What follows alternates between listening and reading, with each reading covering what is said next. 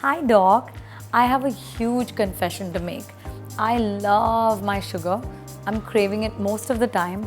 And you know what they call a sweet tooth? I'm telling you, all my teeth are sweet. What do I do? If you have sugar cravings, you're not alone. There are so many of our patients who love sugar, and well, we are not against sugar at all. What we would advise you is use it in moderation, but also replace the sugar with better alternatives and combat this with a balanced meal so that your cravings are limited. So how does sugar actually damage my teeth? The effects of sugar on your teeth are very well known.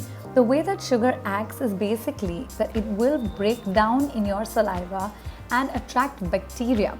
If it happens to stick on any of your teeth, then this becomes a film where bacteria get attracted. These bacteria give out acids. These acids end up eroding your enamel and causing cavities. So this can happen with sugary or salty foods if left unchecked on your teeth for a period longer than 12 to 24 hours.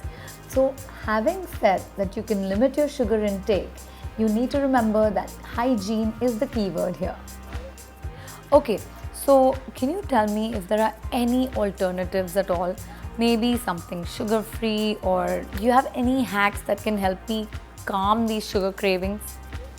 If you are looking for safer solutions which would keep the bacteria in your mouth in check, then sugar-free alternatives, especially natural ones like stevia or monk fruit, are great options which can limit the rate of decay in your mouth, especially if you have a high tendency for decay.